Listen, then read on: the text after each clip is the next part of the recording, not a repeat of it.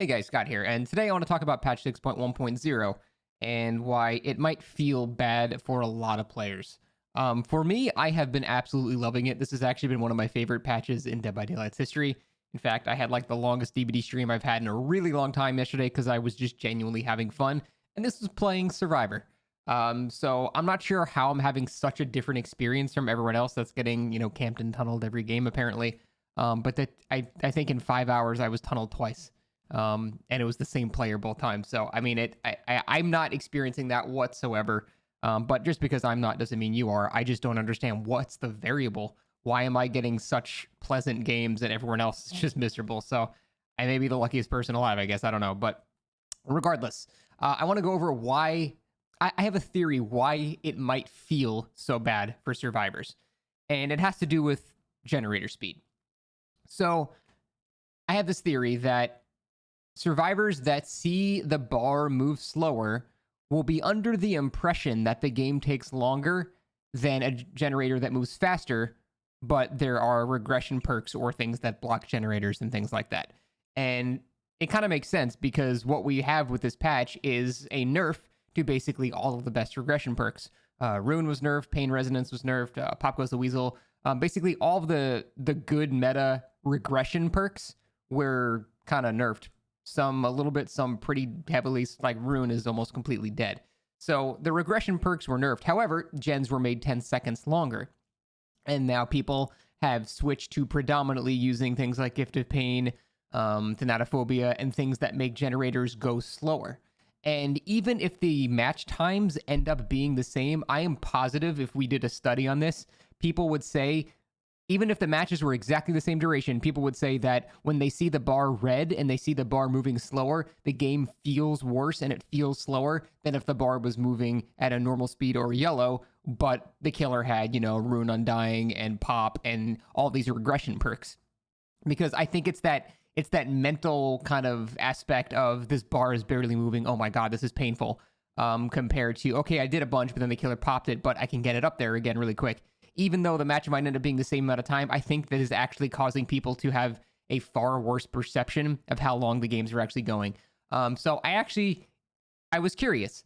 I went back like a week in my VOD, and I just went to a day where I played Survivor all day, and I calculated the average duration of a match, and then I compared it to yesterday with where I streamed for 5 hours. It's not a huge sample size, obviously. I just 5 hours versus 5 hours, but the average duration of a match a week ago was, I think, 22 seconds longer than an average duration of a match this patch, which is really not that much. Again, not a very huge sample size, and it could also vary, but my whole point is I'm not finding the games to be that different at all. I think it's more of a mental thing that when you see Dying Light and Thanatophobia and Gift of Pain and the bars moving really, really slowly, you're kind of having this image of the game going slower than it actually is because it's painful. It's painful just sitting there and watching the bar just slowly move. So I think that is part of the reason people are finding it so slow, because I genuinely believe the game has not changed enough to warrant this reaction from the community. My experience with the game itself has not even. I mean, you can go watch my entire VOD from last stream. Again, unless I'm the luckiest player on the planet, my games felt exactly the same as they did before the patch. I had some games where I had complete dumbass teammates, and I had some games where I had great teammates, and everything in between. I went against that Legion build, several times, and the Legion lost every time. Yeah, again, it took a while. It sucked. It was boring, but Legion has always been boring. Legion fucking sucks to go against. But it's still not difficult to beat it, in my opinion. You just need to have teammates that know what they're doing, which, again, in solo queue is a dice roll. But yeah, personally, I've been really liking this patch. For the first time, when I'm playing killer, I actually have to think about the build that I want to use, which is a foreign concept. It's basically for the past however many years, I'm like, I'll just slap Rune, Pop, Undying, whatever on there. Don't even think about it. Just use the same build on every killer. It's going to be good every time. But now I'm having to think about it. Like, okay, well, on Wraith, I'm going to actually use Eruption and Overcharge because he can kick gens fast and he can get around fast, so that would make sense.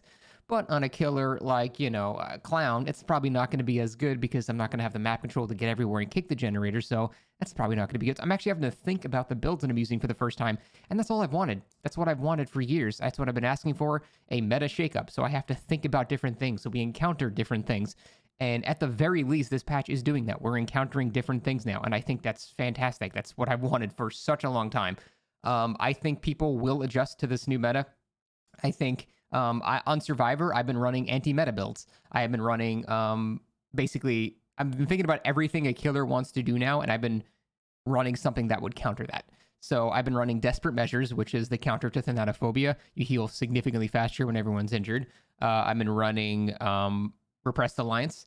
So whenever a killer hooks somebody and comes to my gen to kick it to set up their Eruption, Overcharge, Call of Brian, whatever, then I just block it and they can't do anything. So that's been countering that. Then I've been running things like Off the Record because I've heard that killers were tunneling a bunch. It never happened to me, so I didn't really get to benefit too much from that. But I've been running that in case that happens. And then you can combine that with Sprint Burst, which is like the ultimate get out of being camped mode, because then you get unhooked by a teammate. Even if they don't have barred time, you barred time yourself, you Sprint Burst a mile away. And it's just going to feel great. And yeah, so I've been like really experimenting with changing my perks for Survivor to counter the current meta, and it's been going great. I've been having a good time. It's been pretty effective. I think people need to just try to think outside the box a little bit more. The same build you use is probably not going to work anymore. And think about what the killers are trying to do and start trying to counter it. Again, the game has been made easier for killers. I'm not going to deny that. Of course it has. I just don't think it's that bad at all. And my experiences so far have been really great. Again, I'm not saying my experiences are yours. I'm just saying for me, it's been awesome. So that's it. Just want to talk about it. Thanks for watching. See you.